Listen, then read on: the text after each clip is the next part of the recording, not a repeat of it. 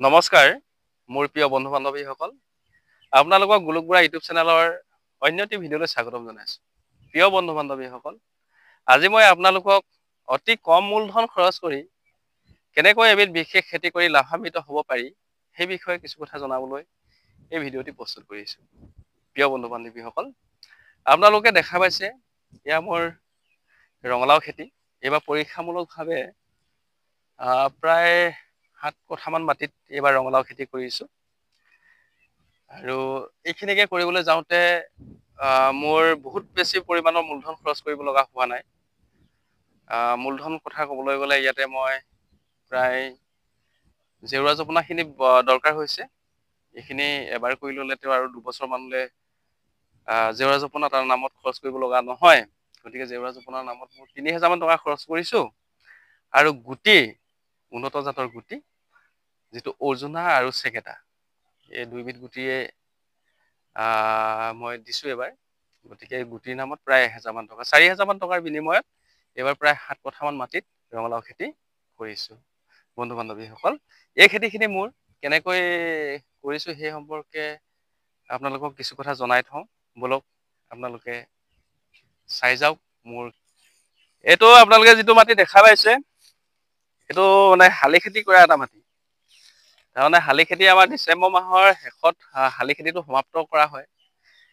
তাৰপিছত এইবাৰ চিন্তা কৰিলোঁ যে নাই ৰঙালাও খেতি কৰিছোঁ আহক কি দেখা যায়। আৰু সেই হিচাপে এই কামখিনি কৰা গ'ল। যেতিয়া আমি খুলিখিনি ঠিক কৰি ল'লোঁ, লোৱাৰ পিছত এয়া খুলিখিনি আপোনালোকে চাওক।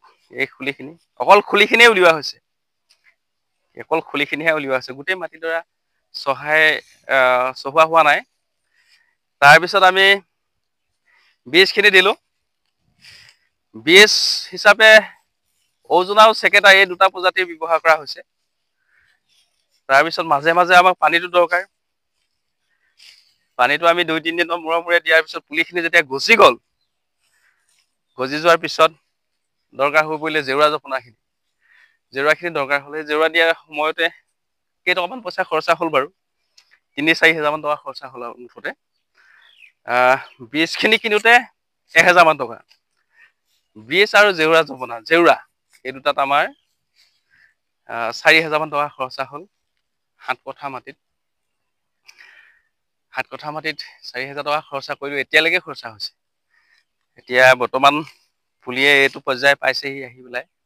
কিন্তু সাৰ চাৰ বৰ বিশেষ ব্যৱহাৰ কৰিব লগা হোৱা নাই। ঘৰৰে এই যিখিনি গোবৰ জাবৰ যিখিনি সেইখিনিকে সাৰ হিচাপে ব্যৱহাৰ কৰা হৈছে। আপোনালোকে দেখিছে বনখিনি চাফা কৰি দিব লাগিব। এইখিনি বনখিনি এনেকে থাকিলে নহ'ব। এই বনখিনি উঘালি চাফা কৰি দিব লাগিব। তাৰমানে এতিয়ালৈকে দিগদাৰ দিয়া নাই। বনখিনি চাফা কৰিব লাগিব। আৰু গছখিনি লাহে লাহে ডাঙৰ হৈ আহিব। ডাঙৰ হৈ অহাৰ লগে লগে মাটিখিনি মানে কোৰে লুটিয়াই দিব লাগিব এইখিনি। তেতিয়া শিপাবলৈ ভাল পাব। বস্তুটো সোনকালে এতিয়া ডাঙৰ কৰি দিব লাগিব আৰু। এনেকে গুৰিটো চাফা কৰি দিব লাগিব।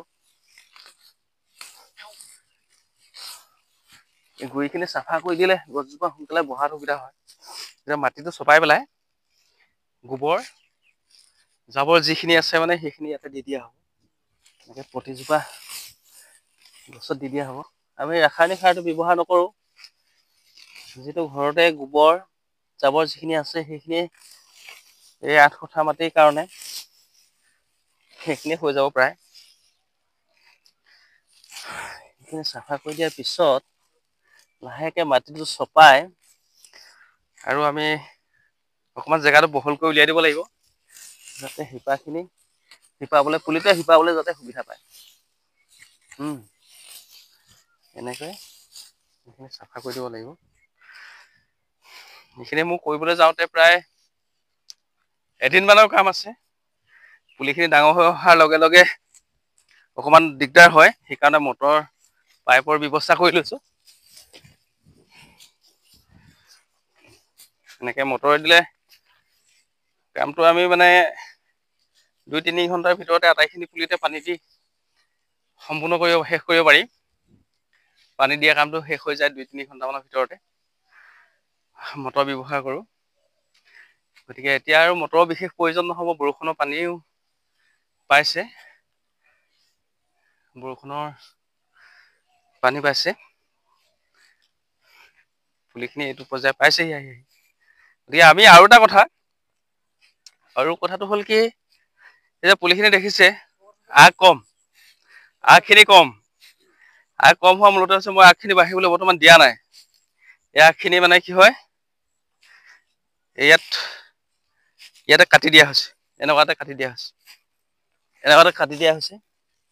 এইটো কাৰণে কাটি দিয়া হৈছে, আগখিনি মানে কাটি দিলে ইয়াত আকৌ পোখা মাৰে, 2-3টা বেছিকৈ পোখা মাৰে। যেনেকে যিমানে পোখা মাৰিব, সিমানে ইয়াৰ প্ৰডাকশ্যনটো ভাল হ'ব। সেইটো এটা কথা। গতিকে সেইকাৰণে গছজোপাৰ আগখিনি আমি এইটো কলম দি দিয়া হয়। গতিকে এইদৰে কৰিলে মানে কিছু প্ৰফিট পোৱা যায়। পিছত লাভালাভটো যি দেখিছো হ'ব যেন লাগিছে, ভালে হ'ব লাভালাভ। যদি এজোপা ৰঙালাওৰ পৰা আপোনাৰ 5-6টাকে হ'লেও যথেষ্ট ৰঙালাও হ'ব। ইয়াত 1000 জোপাতকৈ বেছি ৰঙালাও গছ আছে। গতিকে এইটো লাভালাভৰ হিচাপটো বাৰু অন্য এদিন আপোনালোকক দেখাম, কিমান পালো সেইটো দেখাম। আৰু খেতিটো কৰি আচলতে এটা বৰ বেলেগ আনন্দ পোৱা যায়, সেইটো আটাইতকৈ ডাঙৰ কথা। এতিয়া নিজৰ মনটো আচলতে ভাল লাগি থাকে, এনে ব্যস্ত হৈ থাকিবৰ কাৰণে এটা সুযোগ পোৱা যায়। মানে বিশেষকে কৰাৰ ওপৰতে কথা, যদি ভালকৈ কৰিব পৰা যায়, কিছু অকণমান সময় লাগে, সেই সময়কণ যদি উলিয়াই ল'ব পৰা যায়, নিশ্চয় মানে এটা ভাল উপাৰ্জন কৰিব পৰা যায়। এনেকৈ মই এতিয়া এই 4-5 হাজাৰ টকাৰ বিনিময়ত এটা ভাল ইনকাম এটা পাম বুলি এইবাৰ আশা ৰাখিছোঁ।